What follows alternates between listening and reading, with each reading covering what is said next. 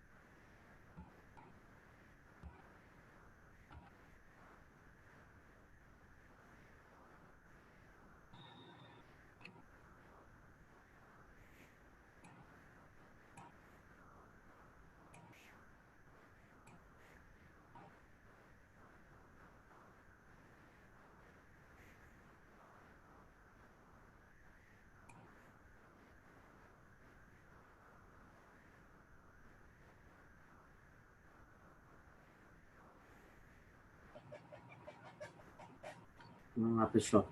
Deixa eu só espelhar aqui. Conseguem ver a tela de compartilhamento aí?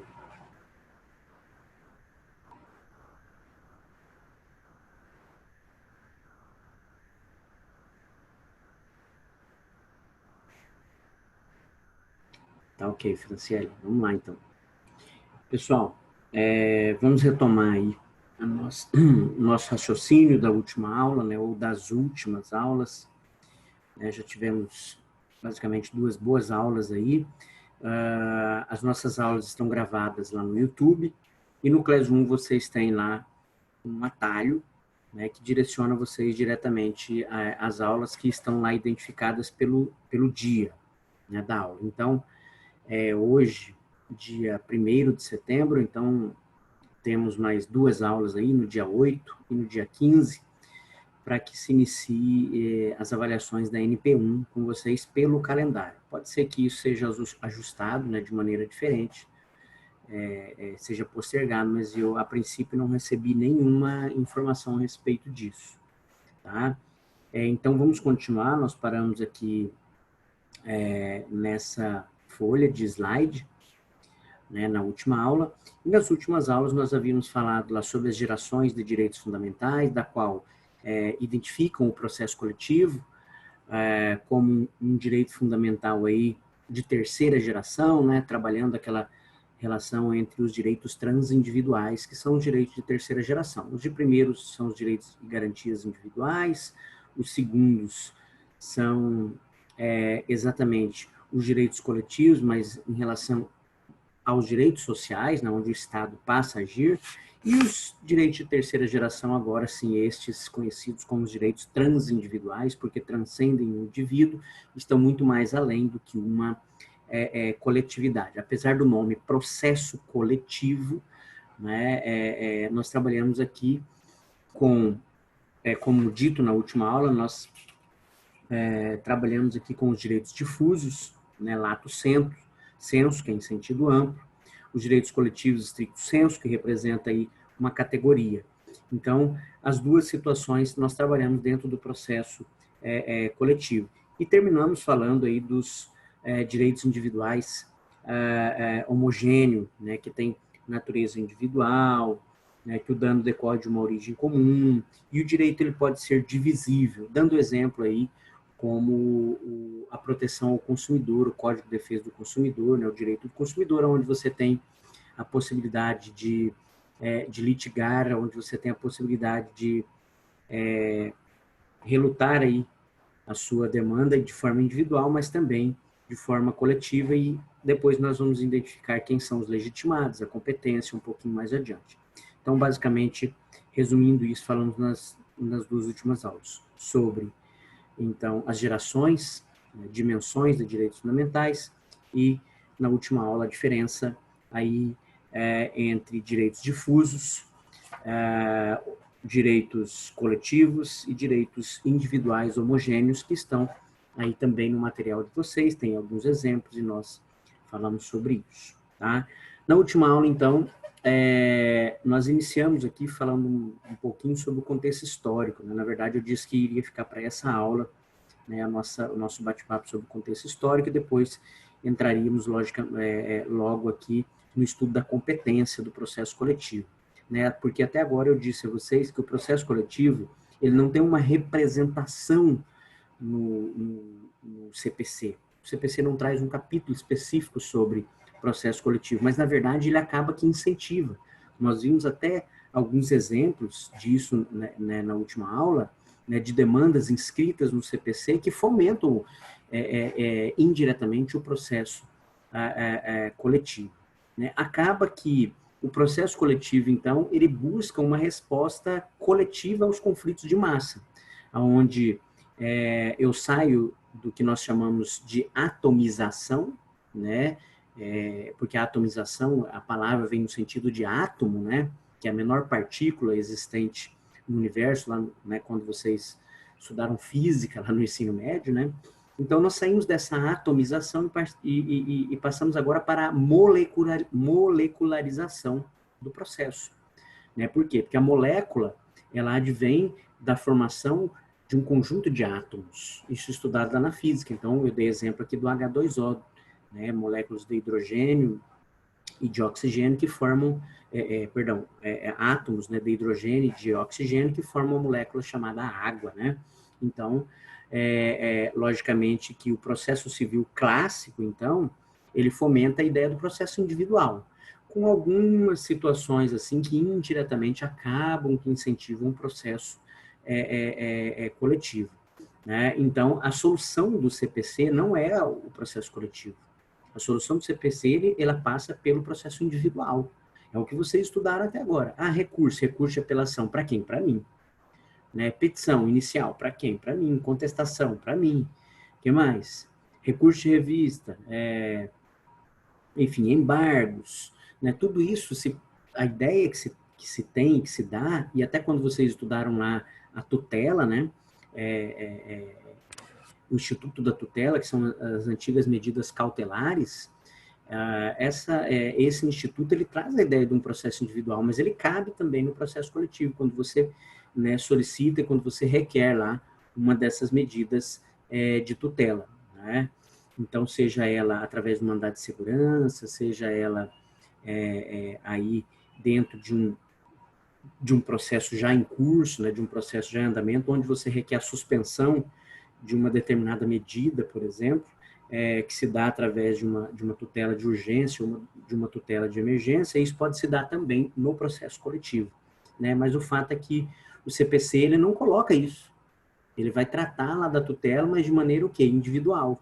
Mas é lógico que indiretamente, e o próprio profissional, né, o advogado, ou o Ministério Público, enfim, o legitimado, né, se utiliza daquele instituto da tutela lá para aqui as ações coletivas, né? Então, para que nós possamos então compreender melhor esse estudo do processo coletivo, que na verdade ele tem aí as suas razões, né? Uma delas é a economia processual, é evitar decisões contraditórias, e a economia processual aqui, ela passa pela certeza de uma decisão justa, né? E o que seria uma decisão justa? Justa vem de justiça, quer dizer, apanhar o maior número possível de pessoas, mesmo que essa pessoa não esteja participando da lide, né? Por quê? Porque ela ainda possa ser afetada pelo objeto de discussão. Eu até dei exemplo de comunidades, eu sempre gosto de dar exemplo de comunidades ribeirinhas, de índio, por exemplo. Então, muitas vezes você tem uma ação do processo de uma ação coletiva do Ministério Público, seja da Defensoria Pública, em razão de determinado assunto, como é o caso aqui agora, né, das queimadas, né, da questão aí, né, do meio ambiente, da poluição do ar. Então, veja que a pessoa, ela acaba que ela não dá uma procuração para o legitimado agir em nome dele, mas ela acaba que, né, ganhando com isso. Então, mesmo ela, muitas vezes, nem sabendo disso, mas ela acaba conquistando aí, e de certa forma, a justiça alcança essa pessoa, né? A justiça acaba que alcançando essa pessoa, principalmente nas demandas relacionadas a meio ambiente, principalmente a meio ambiente. Quando se, por exemplo, tenta proteger o Parque Chapada dos Guimarães, tenta proteger, por exemplo, o Pantanal. Eu não moro lá, no Pantanal, né? Raramente vou lá. Quer dizer, mas é um bioma que confere especial, uma vez conferida especial proteção a ele, ele consegue equilibrar aí os processos da cadeia biológica do meio ambiente. Então, mesmo que eu não more, não participe, não vá, talvez eu nunca frequente um local desse, mas isso acaba que sustenta, né, a cadeia alimentar de um modo geral, e aqui eu estou falando do pequeno, do médio, do grande, estou falando do agronegócio, né, de todas as situações que, direto ou indiretamente, acabam que influenciando nas questões do meio ambiente. Então, veja que o processo coletivo, uma vez que ele é demandado para a proteção desses biomas ou de determinadas situações relacionadas ao meio ambiente, pessoas que talvez nem tenham conhecimento, mas elas são afetadas, né? Então, por isso aqui, a razão da economia, e a economia que é no sentido de custo, logicamente, de valor, é no sentido de celeridade, mais rápido, né? Mas é no sentido também de buscar justiça, ou seja, a pessoa ser alcançada, né, por uma justiça, quer dizer, trazer o maior número possível de pessoas para a proteção daquele objeto de discussão, né, de demanda, né? E aqui eu dou exemplo como as tutelas relacionadas ao meio ambiente, que é a que mais se tem aí, né? E atrás dela vem as demandas relacionadas aí ao direito do consumidor, né? E aí depois vem trabalhista, né, etc e tal, entre outras aí, ok? Dando continuidade, então, aqui, nós estamos falando, então, do processo histórico, né? Logicamente que o objetivo, então, agora é a molecularização, quer dizer, eu desvencilhar a atomização, pegar o maior número de pessoas possíveis para que sejam abraçadas pelo processo coletivo, pela tutela, né, coletiva. Então, e esta é a base do processo coletivo, né? Qual é, né, a influência? A influência é a influência italiana e americana, né?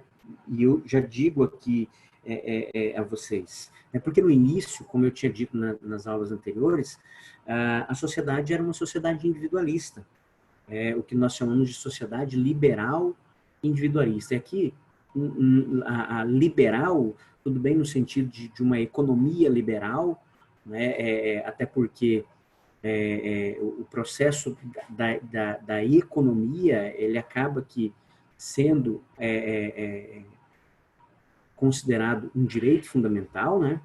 Mas, na verdade, essa sociedade individualista, quando eu observo o processo civil, observo, né, as demandas de uma maneira geral, e a sociedade se evolui, então, quer dizer, os problemas começam agora também a se molecularizar, os problemas. Por quê? Porque nós estamos vivenciando agora uma pandemia. Quem pensava há um ano e meio atrás, há 2 anos atrás, que nós iríamos passar por uma situação dessa? E que daí nós, né, tivemos aí discussões a respeito do plano de saúde, né, enfim, que gerou demandas, né, coletivas, porque não atendiam aí os procedimentos para verificação, ou seja, para exame do Covid-19. Nós tivemos demandas coletivas para a construção, por exemplo, de centros de avaliação, mas também centros de internação do Covid-19 em locais que até então a demanda de Covid era muito, mas você não tinha ali uma UTI, você não tinha um hospital credenciado. Então, isso significa dizer o quê? O Ministério Público precisou agir, a Defensoria Pública precisou agir, as UTIs aéreas, por exemplo, né, várias demandas individuais, eu sei disso, para conseguir internação, para conseguir uma UTI, né, mas que isso acabou também influenciando uma discussão coletiva, né, dentro do Ministério Público e dos órgãos, né, competentes para isso, quer dizer, um processo que se molecularizou, tendo em vista o problema que se tornou grande. E aqui eu falo das questões de internet, né, também, que não raras às vezes fomentam aqui ações coletivas, né? Então, pelo próprio processo de discussão que se dá em torno de determinada situação. Por exemplo, uma prefeitura ou um governo que não realiza um concurso público, por exemplo, há décadas. Então, quer dizer, a necessidade de discussão a respeito disso, onde a demanda ela não é individual. E aí você pega ali, por exemplo, o Ministério Público de Contas, por exemplo, que obriga o município, o Estado, a efetivação, a realização de um concurso público, ou muitas vezes pessoas que foram aprovadas no concurso público, mas não foram aí convidadas a assumir o cargo. Então, você pode ter ali também um exemplo de uma demanda coletiva para atender aquelas pessoas onde existe a vaga, né, disponível, e existe também aqueles que já foram aprovados aí no concurso público. Então, as coisas, é lógico que hoje em dia as informações chegam muito rápidas, muito dinâmicas, e isso provoca, né, muitas vezes na sociedade essas discussões coletivas. Eu sempre gosto de comparar as discussões coletivas como igreja, né? Você fazer uma oração sozinho, você, enfim, eu não quero frequentar a igreja, porque a palavra igreja, ela vem né, ela deriva também de comunidade, quer dizer, mais de um, né, apesar de representar o corpo, né, a igreja, mas na verdade o corpo não funciona sozinho, ele tem lá a demanda, né, do braço, da mão, dos dedos, enfim, tudo é importante. Então, acaba que sempre o coletivo, né, minimiza, quer dizer, ele polariza melhor do que o individual. Então, veja, essa influência italiana e americana que eu coloquei aí no slide para vocês, como é que isso se inicia? Então, como eu coloquei aqui, a sociedade ela era individualista, ela se evoluiu, então a sociedade agora, os conflitos ocorrem em massa, e surge a época do Império Romano a chamada action popular, ou seja, o que é essa ação popular? É o que nós conhecemos hoje, que a época do Império Romano, ela legitimava o cidadão, qualquer cidadão, a propor uma discussão em massa.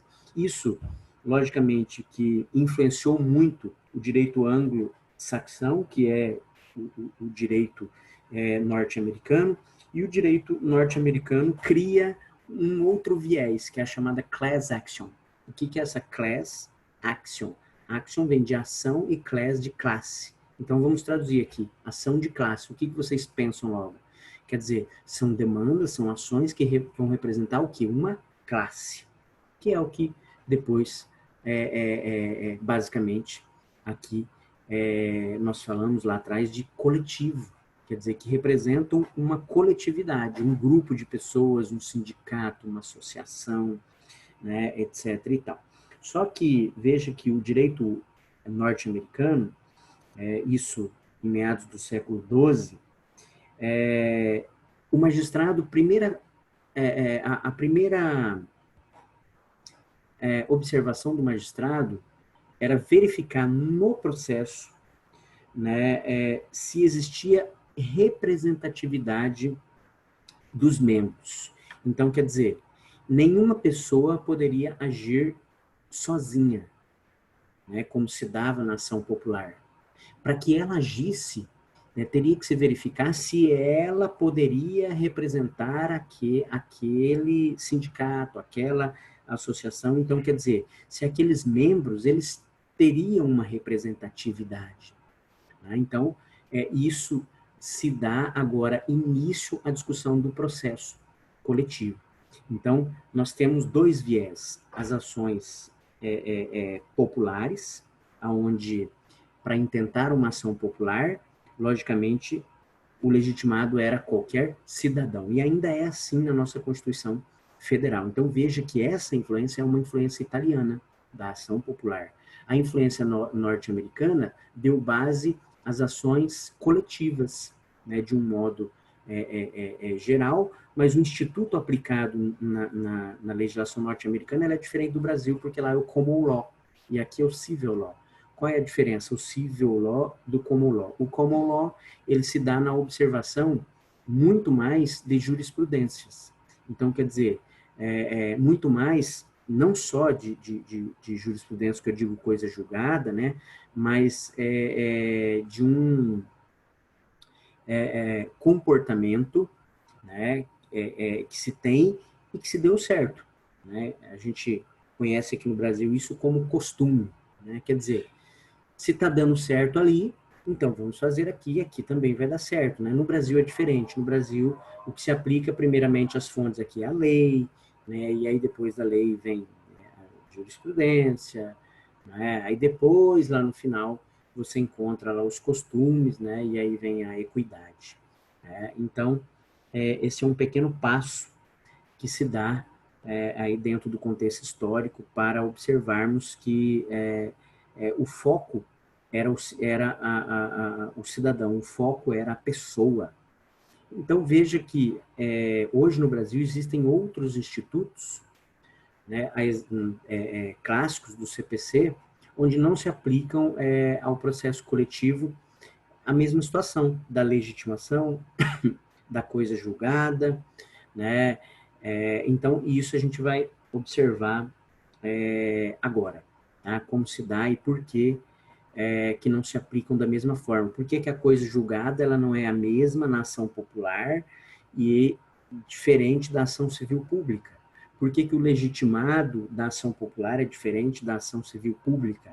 Né? Então, lógico que o processo civil ele se evolui e aplica-se isso de modo diferente dentro dos objetos da ação popular, dentro dos objetos da discussão, né, aqui da tutela coletiva. Então, daí a necessidade agora de uma mentalidade nova, de uma nova mentalidade para a discussão do processo coletivo, quando vamos discutir aqui essas relações agora de demanda coletiva. Tá? A Franciele perguntou, é o mérito da ação? Isso. Quando nós formos discutir aqui a coisa julgada, sim. Tá? Então, o último aqui, Franciele, né, que perguntou. Isso, Franciele, é o último aqui, a coisa julgada. Nós vamos ver que a coisa julgada dentro do procedimento, do processo, né, coletivo é diferente de acordo com a ação proposta, tá? Mas a gente vai ver um pouquinho mais à frente. Então, quando eu falo de quem são os legítimos, é qualquer pessoa, é uma zona. Não, não é, tá? Depende do tipo de demanda. Então, é proposta. E aí eu tenho os legitimados que podem ser diferentes. Tem a legitimação do cidadão? Tem. Tem a legitimação do Ministério Público? Tem. Então, nós vamos verificar isso depois, sobre cada uma dessas demandas mais à frente. O objeto é diferente, tá? A coisa julgada, que é exatamente a discussão do mérito, ela também passa a ser diferente sobre a proposta, sobre o olhar de cada uma delas, tá bom? A gente vai ver isso daí, tá? Primeiro, né, logicamente, aqui um conceito de ação coletiva, né?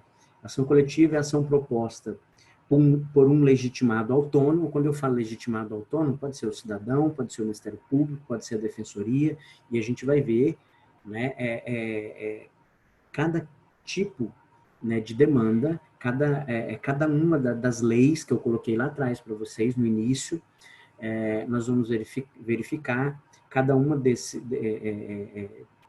dessas demandas que protegem a coletividade, como é que se aplica a questão do legitimado. Tá? Então, ação coletiva é ação proposta por um legitimado autônomo em defesa de um direito coletivamente considerado, quer dizer, de um objeto que não é individual, mas, enfim, a defesa daquele objeto da ação, ela é comum a mais de uma pessoa, e que também se difere, tá bom, Franciele? O objeto da ação, ele se difere em cada uma das propostas que a gente vai ver posteriormente, né, cuja imutabilidade do comando da sentença atingirá uma coletividade, uma comunidade, que nós chamamos de coisa julgada, que também vai se diferenciar para cada uma das ações, mas isso a gente vai ver individualmente cada uma delas, tá bom?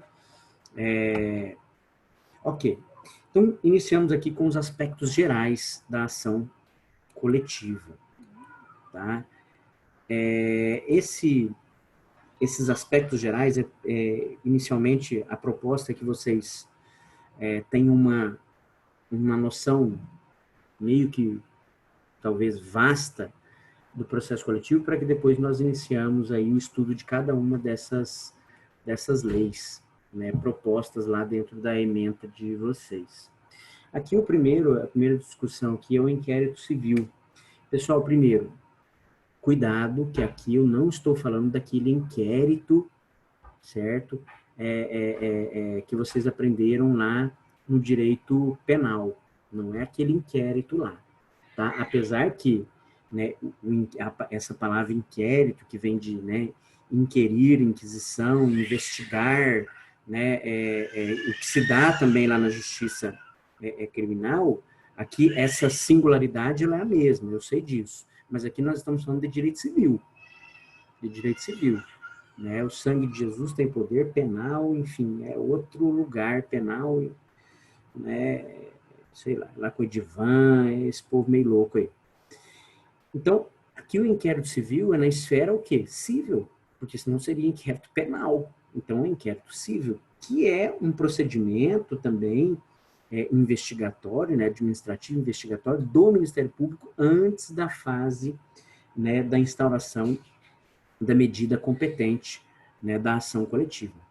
Então, vocês observam aí que muitas vezes, e agora isso tem se tornado muito comum, você vê na televisão, por exemplo, que o Ministério Público, antes de propor a medida competente, ele acha por bem, né, instaurar primeiramente um inquérito civil para apurar, né, os fatos, para depois propor a medida cabível. E aqui, quando eu falo propor a medida cabível, toma cuidado, que você tem lá a medida que ela pode ser condenatória, que é lá no penal, né, o Ministério Público vai propor lá a ação competente, que é a condenatória, né, a ação penal, mas ele pode também propor uma ação indenizatória, né? E aí sim, é a ação civil, né? É o que faz parte, na verdade, do inquérito civil, porque aqui a razão do inquérito civil é propor medidas do quê?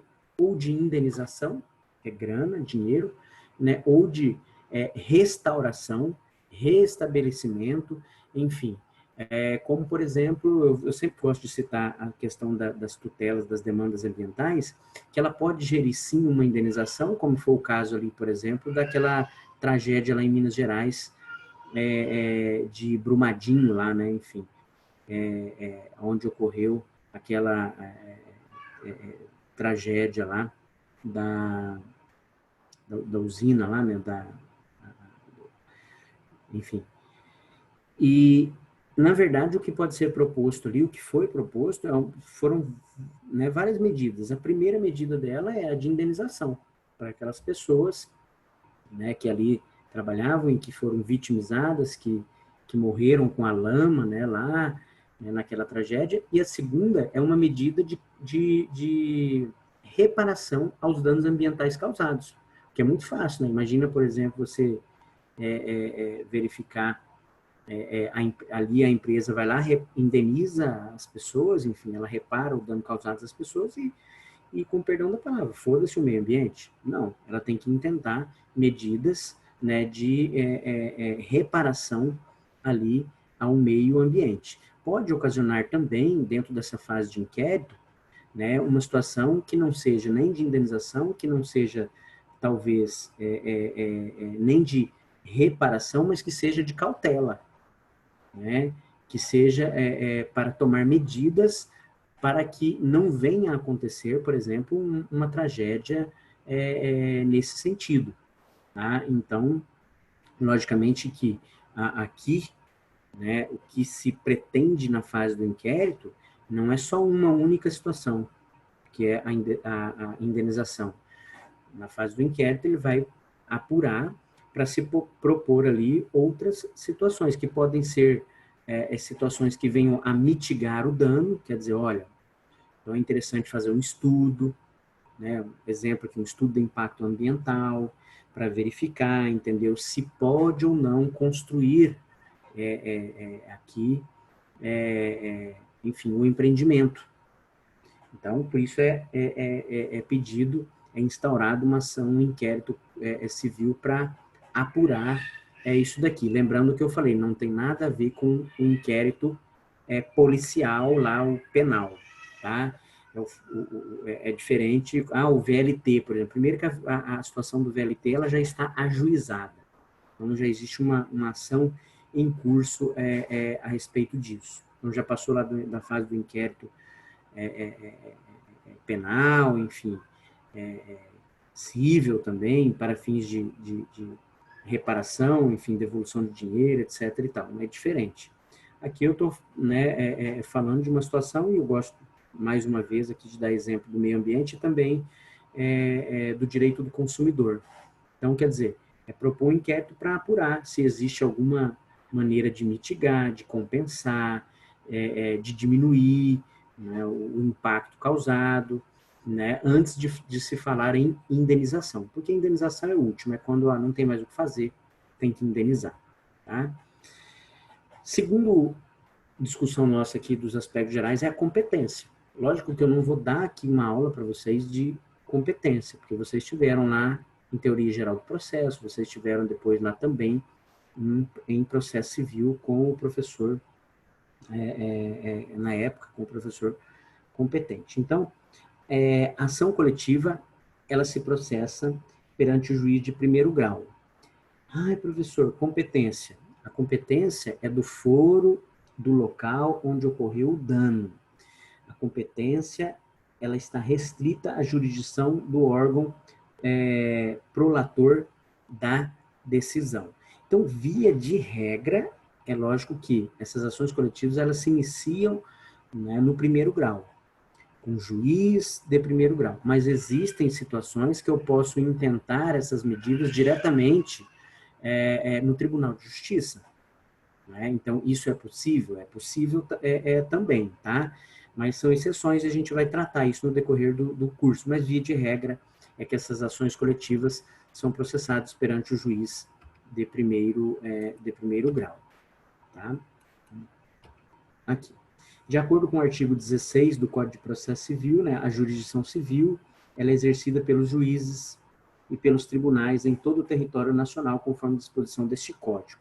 Então, isso é uma pequena, né, digamos assim, aula sobre competência, né? Ou seja, todo juiz é dotado de jurisdição, de poder jurisdicional. Isso significa dizer o seguinte: o juiz ele pode dar poderia, né, dar sentença em qualquer lugar do Brasil. Por quê? Porque a lei é a mesma. Nós estamos falando de território. Então, quer dizer, o Código Civil é em todo o território nacional. Então, isso significa dizer que, por exemplo, uma demanda sobre direito de família, por exemplo, o juiz ele poderia dar a mesma decisão em qualquer lugar, né, do território nacional. Mas, logicamente, para se tornar mais fácil e mais harmonioso e para se tornar mais organizado, né, o Estado, ou seja, não o Brasil, não o Estado, se organizou. E se organizou através do quê? De competência. E aí você tem a competência territorial, a competência em razão da pessoa, né, pessoal, você tem a competência em razão, né, do objeto de discussão, aí isso tudo vocês já aprenderam. Uma demanda trabalhista, lá no direito do trabalho, ou seja, lá na justiça competente que cuida das ações de trabalho. Uma demanda coletiva de natureza eleitoral, é lá na justiça eleitoral. Uma demanda coletiva a respeito do direito do consumidor, é lá, certo? Na justiça comum civil, né? Então, temos aí essa discussão a respeito de competência que vocês já aprenderam lá atrás. Então, o juiz ele é dotado de jurisdição, ou seja, de poder jurisdicional. Entretanto, né, pela impossibilidade física, né, de os juízes exercerem tal poder em todo o território nacional, é que o ordenamento jurídico preveu essa distribuição, como eu expliquei aqui. Ou seja, seria aqui uma repartição de competência. Exceção nos locais que existem vara única. Angélica, mas se bem que assim, essa discussão, tudo bem, eu entendi o que você falou, você pega lá em Apiacás, por exemplo, que é lá no norte do estado, lá você tem um único juiz lá da comarca, onde ele é juiz, presidente, polícia, Ministério Público, ele é tudo, né? Mas a gente sabe que não é bem assim. O que acontece? Ele acaba exercendo, sim, a competência trabalhista, ele acaba exercendo ali a competência penal, civil, etc. e tal. Mas hoje a justiça ela tem se organizado para a realização de mutirão. Então, por exemplo, a Justiça do Trabalho, ela vai lá e realiza mutirão, né, em relação a demandas trabalhistas, né? Então, quer dizer, ocorre que a comarca ela se organiza para tentar tutelar essas demandas da melhor forma, mas é uma exceção, sim, né? Naqueles rincões do Brasil aí onde você não tem a justiça competente, onde você não tem a organização, né, para isso, e aí acaba sendo uma organização. Mas eu sempre gosto de dizer o seguinte: você é juiz? Sou juiz. Então você é juiz aqui, você é juiz lá no Rio Grande do Sul, você é juiz em qualquer lugar do Brasil, né? Você consegue dar uma sentença? Consegue, mas você pode? Não. Né? Por que eu não posso? Né? Por conta do quê? Dessa organização e dessa distribuição de competência. Né? É como você organiza na sua casa, né? Olha, veja, eu aqui em casa sou responsável por uma coisa, minha esposa é responsável por outra, etc. e tal, e cada um tem aqui a sua responsabilidade, né? Então, a organização de competência se dá dessa forma, mas a gente vai falar sobre essa questão de competência em cada uma das ações, tá bom? Mas, relembrando um pouco, né, essa situação de competência que vocês viram lá. Vamos falar, então, sobre o primeiro critério, né, de competência, que é o critério material dentro do processo coletivo. Material vem do quê? De matéria. Óbvio. Professor, pô, isso daí, que é isso, professor? É fácil, eu sei disso. Né? O critério material é em relação à matéria. Se a demanda, meus amigos, é eleitoral, se discute aonde? Na justiça eleitoral. Então, professor, rasga esse slide aí, tira fora. Isso é coisa lá do segundo semestre, eu sei disso. Mas a gente tem que começar aqui bem, né, lento, para que depois compreendamos, logicamente, as questões mais difíceis aí no processo coletivo. Então, o critério material, em razão da matéria, justiça eleitoral, quando os assuntos a serem demandados em razão do processo eleitoral, né? Justiça do trabalho, quando a demanda se dá em razão de matéria trabalhista, né? Está lá organizado, né, na Constituição Federal. Se é eleitoral, 121, trabalhista, 114. Então, a nossa Constituição Federal, ela organizou o sistema de competência. Lá, compete à Justiça do Trabalho julgar as ações que tenham causa de pedir o descumprimento de normas trabalhistas relativas à segurança, higiene e saúde dos trabalhadores. Ok. Exemplo comum aqui, ação civil pública proposta pelo Ministério Público do Trabalho para a defesa de interesses coletivos quando desrespeitado, né, direitos sociais. Que direitos sociais são esses? São aqueles, né, que nós temos na Constituição Federal, ali do artigo 6º, né, e artigo 7º da Constituição Federal, sobretudo, a exemplo aqui, o transporte de funcionários, né? Enfim, quando a pessoa ela é contratada, né, para trabalhar, ela tem hoje por direito receber aqui esse auxílio transporte. Então, quer dizer, se isso, né, não vem sendo obedecido, etc. e tal, vem sendo mitigado, o Ministério Público ele é um dos titulares para propor essa ação civil pública em defesa desses interesses coletivos, né? Até mesmo para a defesa de direitos individuais homogêneos. Veja, individuais homogêneos. Nós vimos lá atrás, e eu até citei como exemplo o Código de Defesa do Consumidor, né? Desde que haja relevante interesse social. Por que isso? Porque o Ministério Público ele pode agir e ele tratando de interesses de uma pequena coletividade, de um pequeno grupo de pessoas, mas na verdade essa ação do Ministério Público ela é tão interessante por quê? Porque ela vai também conseguir alcançar pessoas que ainda venham a ser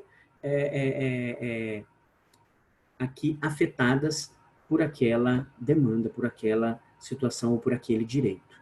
Então, por isso que o direito individual homogêneo, ele surge nesse sentido, né? Ele é individual, lógico, homogêneo, porque muitas vezes, então, ele pega um grupo ali, né, de pessoas determinadas, mas quando há a intenção de discutir essa ação, a exemplo que essa ação civil pública, ele pode aqui também tutelar interesses de pessoas que ainda venham a ser atingidas por por aquela situação, tá? Então, isso é interessante do ponto de vista jurídico de proteção aos direitos e garantias, né, sejam individuais ou sociais, né? Também cabível a ação civil, né, pública pelo Ministério Público aí perante a Justiça do Trabalho, né? E aí tem outros exemplos: ação de nulidade de cláusula de contrato coletivo ou convenção coletiva, né? Então tudo isso demandado lá na Justiça do Trabalho em razão do quê? Da matéria. Por quê? Porque envolve direito do trabalho. Então a proposição disso se dá lá na Justiça do Trabalho. Por isso que, Franciele, eu estava dizendo aqui que a coisa julgada, ela se dá de maneira diferente. A depender do que está se tratando, de quem está propondo e onde está decorrendo. Então, por isso a gente vai ver os efeitos da coisa julgada, que são diferentes, a depender aí de cada instituto, né? Da ação coletiva, da ação civil pública, né? Da demanda de demandas que estão relacionadas a consumidor, a justiça eleitoral, a justiça do trabalho, né? Então, cada uma dessas demandas, ela produz um efeito diferente. Alguns até se identificam, alguns são até iguais, mas outros são diferentes. A gente vai ver cada um, tá bom? Quero que vocês entendam essa primeira discussão nossa aqui, que é a discussão de competência e a competência material. Na Justiça Federal, né, aqui na Justiça Federal adota-se predominantemente o critério do interesse, né, do interesse direto e imediato de quem? Da União. Né? Eu já vi, por exemplo, na verdade, na época, né, um adolescente furtou uma bicicleta dos Correios. Né? Como o Correio é uma empresa pública, né? Então, quer dizer, está vinculado ali à União, logicamente isso é de interesse da União, então tem que ser discutido onde? Na Justiça Federal. Então, imagine a discussão de uma bicicleta, do furto de uma bicicleta, se dando lá na Justiça Federal. E não a critério da natureza do bem disputado. Porque se fosse em razão da natureza, bicicleta, lá na Justiça Comum. Mas bicicleta de quem? De interesse da União. Então, Correios, lá na Justiça Federal. Que, na verdade, é o que vai se levar em consideração. Né? E mais, de acordo com a súmula 150, aqui do STJ, compete à Justiça Federal decidir sobre a existência de interesse jurídico que justifique a presença no processo da União, suas autarquias ou empresas públicas, e não a Justiça Eleitoral. Olha que legal aqui, tá? Porque quem vai discutir a respeito disso, enfim, sobre essa questão da competência, né, da Justiça Federal, sobre a existência ou não de um interesse jurídico aqui da União, das suas autarquias e das suas empresas. Então, uma súmula, ela veio pacificar isso, que é o que eu acabei de explicar aqui em cima para vocês, que é o critério de interesse. É de interesse da União? É de uma autarquia? É de uma empresa pública? Então, ok, Justiça Federal.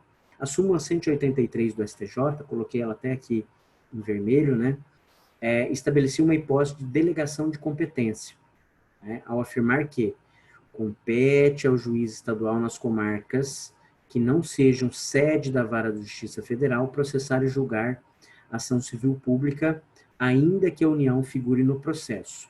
Né? Ocorre que, em 2000, o STJ cancelou essa súmula, que aí entra naquela discussão que a Angélica falou aqui, né, Angélica? A Angélica falou, professor, tem exceções. Você pega lá em Apiacás, por exemplo, tem só lá um juiz, uma comarca. A comarca é grande. Você vai pegar o mapa do Mato Grosso, você vai ver o território de Apiacás, ele é enorme, ele pega toda aquela ponta lá. No entanto, verifica-se que a cidade é um ovo, 8 mil, 9 mil habitantes ali. Então, um único juiz ele consegue resolver as demandas. Então, era possível, né, que as discussões que envolvessem, por exemplo, demandas de interesse da União, como eu dei exemplo aqui da bicicleta, imagine lá tem Correios, por exemplo, imagine que foi furtada uma bicicleta dos Correios lá em Apiacás. Essa demanda, ela ocorresse perante a Justiça Estadual, lá, ou seja, no Fórum e Comarca lá de Apiacás. Era o que dizia a súmula 183.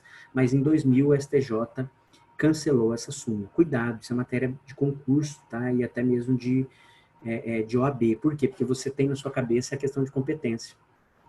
E eles vão colocar aí, né, enfim, que aonde não exista justiça federal, a demanda pode ocorrer perante o juiz da comarca, o juiz, né, civil, enfim, da comarca, e juiz estadual da comarca, tá? Da justiça comum. É isso que eu queria lembrar aqui, perante o juiz da justiça comum. Né? Então, entendam que não. Professor, no caso de Apiacás, Sinop é a comarca que representa a Justiça Federal, mas, professor, então ia ser demandado em Sinop? Ia ser demandado em Sinop, tá, pessoal? Então, por exemplo, as ações hoje que versam sobre a aposentadoria, né, onde incide, por exemplo, aí, a União, que no caso aqui é o INSS, né, elas têm que ser demandadas na Justiça Federal da comarca mais próxima, quando não há Justiça Federal naquela cidade. Onde eu tenho Justiça Federal aqui no Mato Grosso? Sinop, Juína, Barra do Garça, Cuiabá, Cáceres, né, são as que eu lembro aqui agora, mas eu acho que são essas. Né? Aqui do Nortão, Juína e Sinop, aí desce aqui Cuiabá, Barra do Garça, ali na região do Araguaia, e aqui do Pantanal, região de Cáceres. São essas aqui, onde eu tenho comarca, né, aqui, que representa a Justiça Federal. Ok? Então, essa é uma discussão, tomem cuidado com essa súmula aí. A Justiça Estadual, né, desde que não seja interesse da União, então aqui é por exceção, pessoal. Se não é de interesse da União, me resta o quê? A Justiça Estadual, que é prevista lá no artigo 109. Então, encerramos esse critério material, que isso é a aulinha lá de TGP. Veja que a coisa aqui vai ficando um pouquinho mais diferente agora, tá, gente? Então, por isso que eu estou indo bem lento com vocês, para que vocês compreendam como se dá agora, né, as características do processo coletivo dentro das suas demandas. Então, começamos a falar do quê? Nós começamos a falar do inquérito civil, que é perfeitamente possível ser proposto para apurar aqui uma possível demanda coletiva, se ela seria viável ou não, e esse inquérito pode ser para efeitos de indenização, para efeitos de recuperação, de reparação ou de mitigação, quer dizer, para se evitar. Então, a fase do inquérito não é exatamente para condenar, porque essa palavra inquérito, quando ela vem na cabeça, é no sentido de condenar. Não, não é isso. Aqui é para apurar se seria perfeitamente viável propor a demanda e qual seria o objeto da demanda. Seria uma reparação, seria uma indenização, seria uma mitigação, seria um estudo, enfim, o que seria possível. E depois passamos agora para a discussão da competência, e o primeiro foi a competência material, que é em razão da matéria. Tá? A justiça do trabalho, justiça eleitoral, justiça comum estadual e justiça federal, que foram as discussões a respeito da matéria, ou seja, do assunto que está sendo tratado. Veja que eu citei exemplo aqui da bicicleta dos Correios. Bicicleta é uma coisa, enfim, um objeto simples, mas a discussão se dá na Justiça Federal porque o interesse é da União. Lembrando aquilo que a Angélica colocou aqui, existem algumas comarcas onde eu tenho um único juiz, e ali ele cuida de todas as demandas, mas sob sua competência, ou seja, das discussões de matéria ali que envolvam a justiça comum estadual, e não mais demandas que detenham o interesse da União, suas autarquias ou suas empresas, públicas que demandam o interesse da União, então, logicamente, na Justiça Federal. Lembrando que a Justiça Federal também faz esses mutirões, tá, gente? Então, pode haver, por exemplo, um mutirão lá em Apiacás da Justiça Federal para resolver problemas relacionados ali à aposentadoria, para resolver problemas ali relacionados a demandas que tenham como interesse a União. E pode ocorrer também, como já ocorre,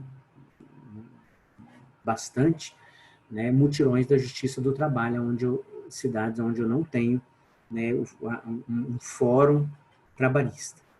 O outro critério, então, aqui agora é o critério funcional.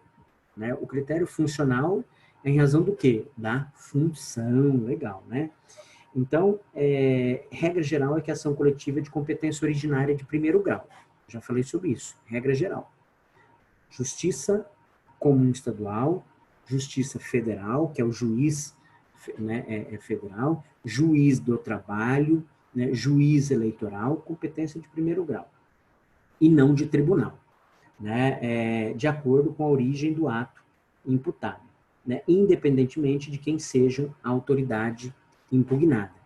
Cuidado, que essa é uma regra geral, que as discussões se dão ao juiz aquo, ao juiz singular. Mas nós vamos ver que existem alguns detalhes que eu posso sim intentar essa medida em um tribunal. Mas, via de regra, aqui ficamos com isso. Depois a gente vai ter outras discussões. Então, houve uma tentativa legislativa de se criar aí um foro de prerrogativa de funções perante tribunais superiores ou inferiores, como o Tribunal de Justiça, na ação de improbidade administrativa.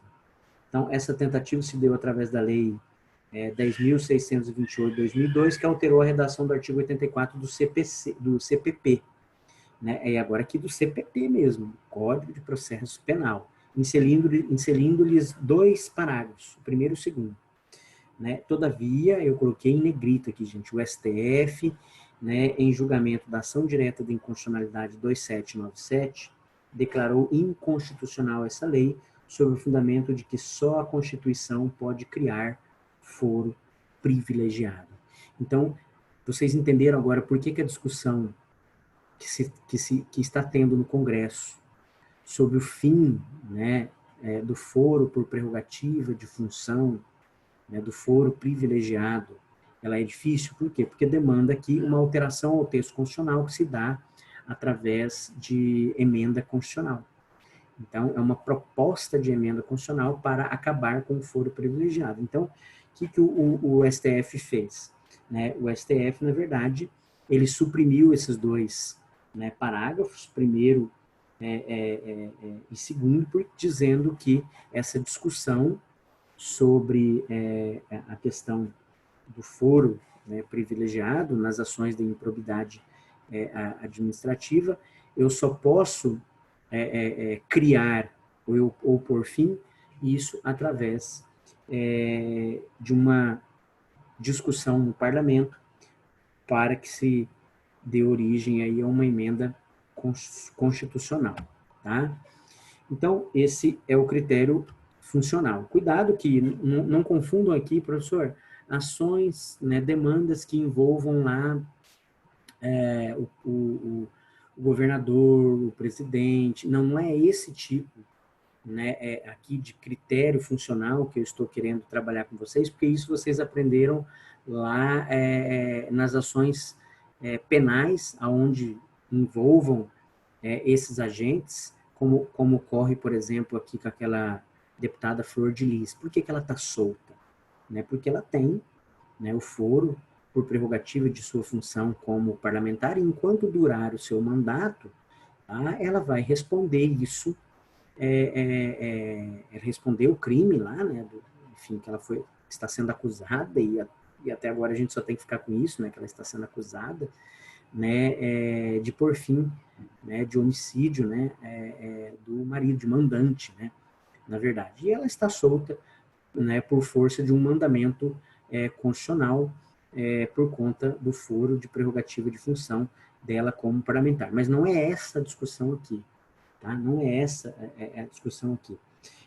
A discussão aqui é que, regra geral, em razão da função, é que a ação coletiva ela é originária de juiz de primeiro grau. Né? Era originária ali do juiz de primeiro grau. Então, se é, por exemplo, uma demanda coletiva em razão, por exemplo, a uma portaria, a um decreto, né, por parte enfim, do governo, por parte isso, né, enfim, em razão de matérias do meio ambiente, do consumidor, ela pode ser demandada no juiz do primeiro grau. O que houve foi uma tentativa de se criar aqui um foro de prerrogativa de função perante tribunais superiores. Houve essa tentativa, né? Mas essa tentativa nas ações da improbidade. Né? Então, o que não há. Por exemplo, o prefeito municipal, ele vai começar a responder por improbidade lá no fórum, lá na comarca, ele começa a responder lá, ok? Veja, critério territorial. Critério territorial é fácil, território, né? Enfim. E aí entra naquela discussão da comarca. Regra básica, né, da competência para ação civil pública, e aqui eu falo, né, eu estou falando da ação civil pública, mas para qualquer, né, aqui também ação coletiva, em prestígio ao princípio da integratividade do microsistema de tutela coletiva. Encontra-se no artigo 2º da Lei 7.347, 85, né, que a gente vai falar depois da Lei da Ação Civil Pública. Então, vamos lá no seu artigo 2º. As ações previstas nessa lei serão propostas no foro do local onde ocorrer o dano, cujo juízo terá competência funcional para processar e julgar a causa. Parágrafo único. A propositura da ação prevenirá a jurisdição do juízo para todas as ações posteriores, né, intentadas que possuam a mesma causa de pedir ou o mesmo objeto. É a famosa prevenção no processo civil, né, que cabe aqui também no processo coletivo. Olha que legal. O processo civil, ele incentiva, ele não incentiva, mas ele influencia. Por quê? Porque eu tenho ditames do Código de Processo Civil, que trabalha de maneira individualista, individual, mas que são aplicados aqui também na tutela coletiva. Tá? Então, apesar dessa lei, né, falar de competência funcional, aqui, né, essa doutrina de Kiovendiana, né, de Kiovenda, né, segundo o qual uma causa é confiada ao juiz de que determinado território, pelo fato de ser ele, né, deixa eu só, fica fácil aqui, isso. Então, veja, segundo o qual uma causa é confiada ao juiz de determinado território pelo fato de ser a ele mais fácil ou mais eficaz exercer a sua função. Então, a doutrina mais recente tem afirmado o entendimento de que se trata de competência territorial absoluta, né? Nos moldes bem parecidos com a tradicional regra do artigo 47 do CPC, né, que trata ali desses critérios que nós estamos vendo. Então, todavia, a Lei de Ação Civil Pública, que é essa LACP, né, não cuida das situações em que o dano é regido regional ou nacional. Porque aqui é o seguinte, pessoal, para vocês terem ideia, então, dessa discussão, deixa eu voltar aqui. Critério territorial, território. Se, por exemplo, a discussão da demanda ela é a situação, o dano ocorreu em Cuiabá, logicamente essa discussão vai ser da onde? Aqui em Cuiabá. Ponto final. Por exemplo, essa questão agora aí da poluição do ar pelas queimadas. Não vou intentar, por exemplo, uma ação dessa lá no Rio Grande do Sul, né? Porque o clima, a situação lá é diferente. Então, fica óbvio que essa demanda ela é particularizada aqui. Mas aí, né, é lógico que essa discussão, né, sobre a competência, né, que nós estamos trabalhando aqui, ela se torna difícil quando o dano ele é regional ou nacional. Por quê? Ficando tal resposta a cargo do Código de Defesa do Consumidor em seu artigo 93. Então, essa resposta, nós vamos se utilizar do artigo 93 do CDC como maneira de responder isso de resolver isso de forma subsidiária. Olha que interessante, porque eu não vou achar nem no CPC isso daí, porque ele vai trazer a regra geral ali de competência. Então, nós temos aqui o artigo 93 que vai dizer o seguinte: ressalvada a competência da Justiça Federal, que nós já estudamos, se é da Justiça Federal, ponto final, pouco importa se é aqui, se é lá no Rio Grande do Sul, onde é da Justiça Federal. Agora, é competente para a causa da Justiça local, ou seja, da Justiça Comum Estadual, no foro do local onde ocorreu o dano, quando o âmbito for de âmbito local. Ok.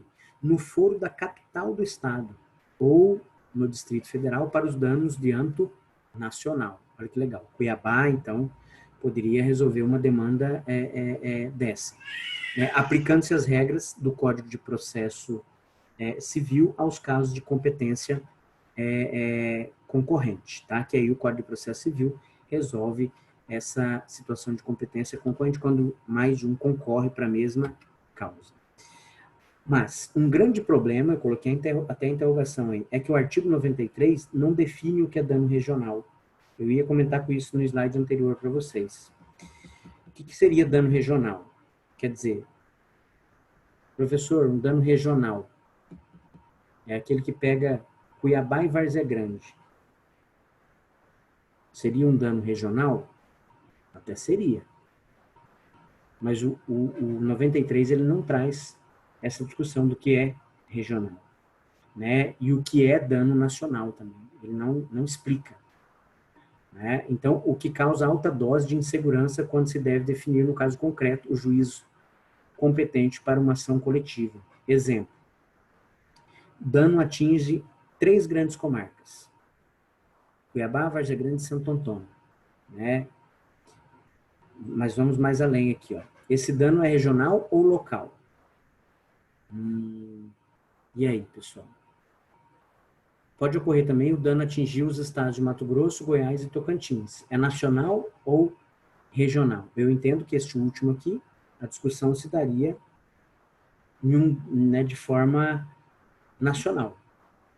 Agora, quando se dá aqui, né, como este exemplo de 3 cidades, um dano regional, é de quem seria a competência? Do juiz de Cuiabá, do juiz de Santo Antônio ou de Várzea Grande? A resposta o CDC já trouxe aqui atrás, né? Por quê? Porque, na verdade, quando o dano for regional ou nacional, é na capital. Então, a discussão se daria aqui na capital do estado. Mas não é isso. O que eu quero que vocês entendam o que é um dano nacional e o que é um dano regional. Professor, o dano nacional é quando vai atingir o Brasil inteiro. Não, pessoal. Nas ações coletivas não é assim. Eu já expliquei isso para vocês. Por quê? Porque pode ocorrer também de pessoas que ainda não foram atingidas pelo dano, mas que venham a ser atingidas pelo dano. E aí? Então, aqui eu tenho uma jurisprudência, né? Conflito positivo de competência, ó, demandas coletivas promovidas contra a ANEEL, que é a Agência Nacional de Energia Elétrica. Em razão do disposto no artigo 93, inciso 2, que ele fala lá que se as demandas forem regionais ou nacionais, são discutidas na capital do estado ou em Brasília, né? Do Código de Defesa do Consumidor, sendo o suposto dano nacional, a competência será na capital do estado ou do Distrito Federal. A critério do autor, tendo em vista sua comodidade na defesa dos interesses transindividuais lesados e o mais eficaz acesso à justiça, quer dizer, mais rápido, mais célere, uma vez que não há exclusividade do foro do Distrito Federal para o julgamento de ação civil pública de âmbito nacional. Então, ele teria aqui uma comodidade de se discutir que essa ação será ajuizada na capital em razão, né, de ser ajuizada no Distrito Federal em razão dessa comodidade. Então, é uma sentença de 2013 que traz aqui uma discussão a respeito dessas, de uma situação, de uma ação coletiva proposta em fase da ANEEL, que é a Agência Nacional de Energia Elétrica, né? O último critério, deixa eu ver aqui para se tinha alguém perguntando. Vamos lá. A Franciele fala, ok, quando fosse mais de um estado, né, Franciele? Eu entendo sim, nacional. Mas aí, por exemplo, vai propor onde? Em Goiânia, vai propor lá em Palmas, capital do Tocantins, ou em Cuiabá? Essa é a discussão. Está pegando os 3 estados. E aí, tudo bem, a discussão professor, é nacional, mas eu vou propor aonde? E aí a jurisprudência que eu trouxe para vocês é exatamente essa. Peraí. Não, vamos propor aqui em Cuiabá, por quê? Porque é mais cômodo, mais rápido, mais célere, né? Como disse a jurisprudência aqui atrás, aqui, ó. Tá? A jurisprudência coloca aqui que a critério do autor, tendo em vista a sua comodidade, né, o mais eficaz acesso à justiça seria propor não com exclusividade no DF, né, porque essa discussão como envolve Goiás, Tocantins e Mato Grosso, então tem que ser em Brasília, porque a ideia que você tem é essa, né, tudo em Brasília. Não, vamos propor na Justiça Federal aqui de Cuiabá, por mais que seja uma demanda, uma discussão de âmbito nacional, como se dá os casos da Lava Jato, pessoal. Né, tudo bem que ali é criminal, tem também as ações cíveis, né, mas que elas ocorrem lá em Curitiba, né, em Curitiba. Então, isso pode ser proposto, pode ser demandado em razão dessa comodidade aí. Tá? Lógico que a discussão lá é muito maior, mas aqui eu estou dizendo que o que é um dano local? Ok, onde ocorre na cidade. Então, juiz da comarca.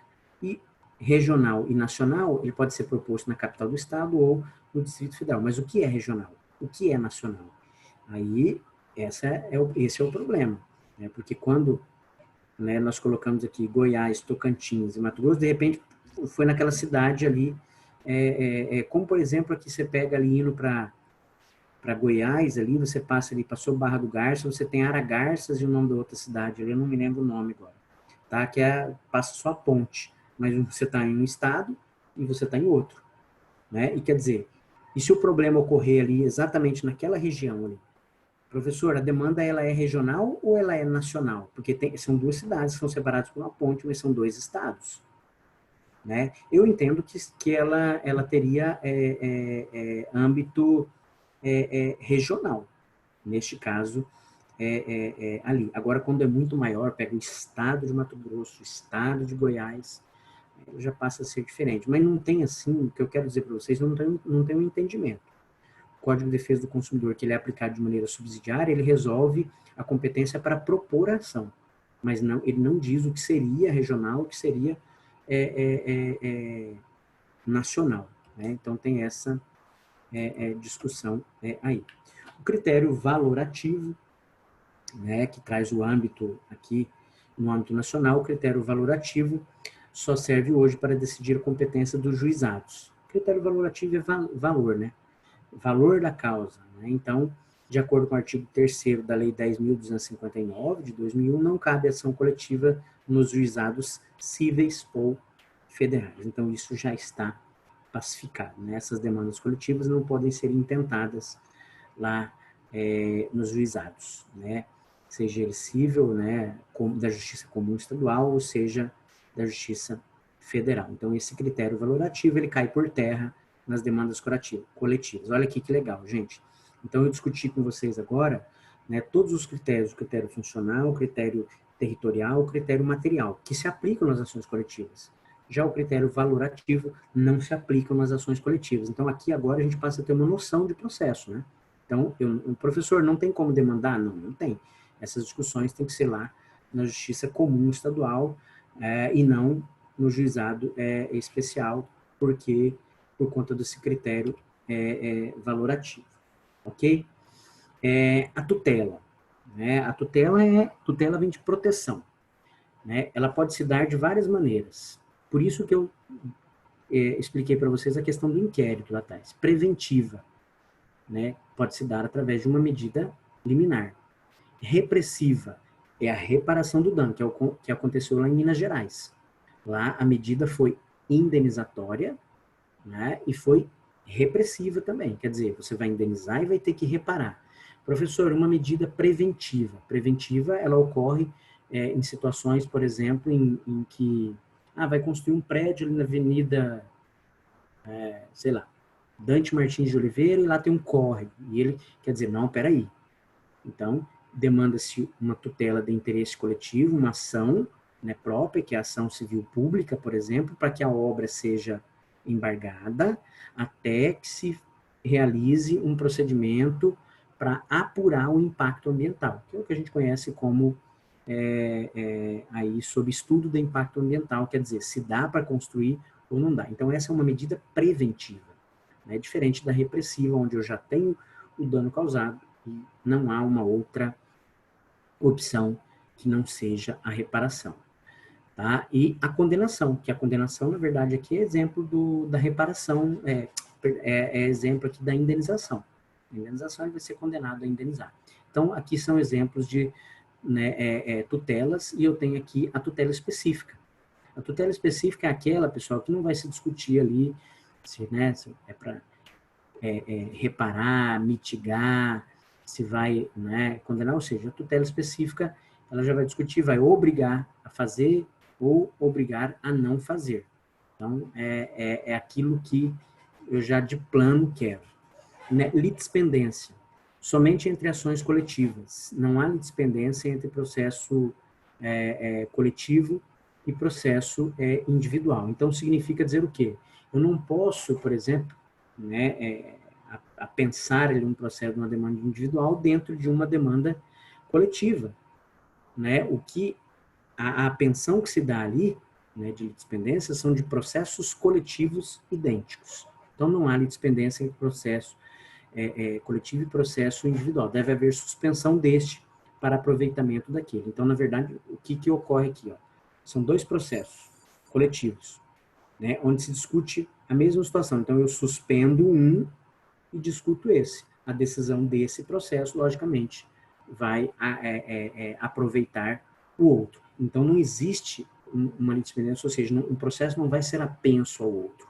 Diferente do que ocorre no processo civil, nas tutelas individuais, onde existe essa litispendência. Então, aqui nas demandas coletivas, eu não tenho litispendência de processo coletivo e também de processos individuais no processo coletivo. Então, aqui começa, né, também essa discussão nossa aí da tutela coletiva, do que ela se diferencia do CPC. E aqui é um exemplo. Lá eu trabalho litispendência. Aqui não há litispendência no processo coletivo, não existe. Nem entre processos coletivos e nem entre o processo coletivo e um individual. Tá joia? Pessoal, algum questionamento, alguma pergunta? Essa aula de hoje vai ficar disponível para vocês, como sempre. Estou procurando me organizar ao máximo com vocês, tá? Deixar lá para quem quiser rever a aula, para quem quiser também sugerir alguma coisa, fiquem muito à vontade, gente.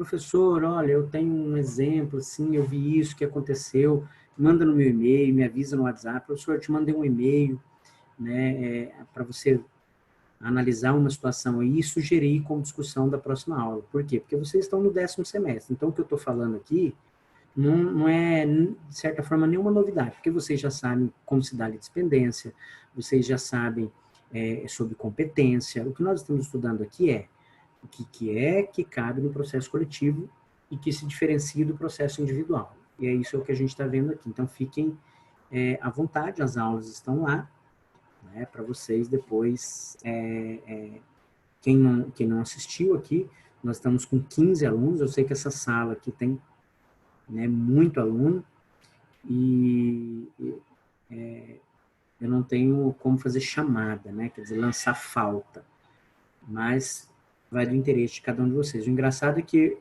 depois eu acesso o YouTube e eu verifico lá a quantidade de pessoas que assistiram a aula, né, tem condição de saber e tal. Eu vejo que teve, né, uma procura legal, teve alguns alunos que assistiram lá, eu vi, mas ainda está muito abaixo do esperado. Isso significa dizer que eu tenho 15 alunos aqui e tem mais uns 8, 10 alunos que acessaram a aula para assistir. Isso porque eu quero entender que quem acessou lá e que quem não assistiu a aula aqui. Então, você vai ter um universo aqui de 23, 24 alunos, e a sala de vocês tem o triplo de alunos, né, disso, tá? Ok, gente. Então, alguém tiver alguma pergunta, alguma coisa, espero que estejam, né, gostando do material, da discussão. Estou à disposição de vocês. Nós estamos no slide de número 30, né? Eles estão numerados, ó. Tem nessa tajazinha vermelha aqui tem o número do slide. Então, eu quero crer que até a nossa prova nós chegamos aí à metade do conteúdo, até a nossa NP1. Né, a metade dessa discussão, que vai até o slide ali de número 50, por aí, e aí depois as discussões posteriores vão para a NP2, vai dar para a gente terminar tranquilo esse nosso assunto aqui. Tá joia? Gente, qualquer dúvida, estou à disposição de vocês, tá? Então vamos encerrar aqui a nossa discussão, nossa aula. Gente, valeu, um abraço para vocês então.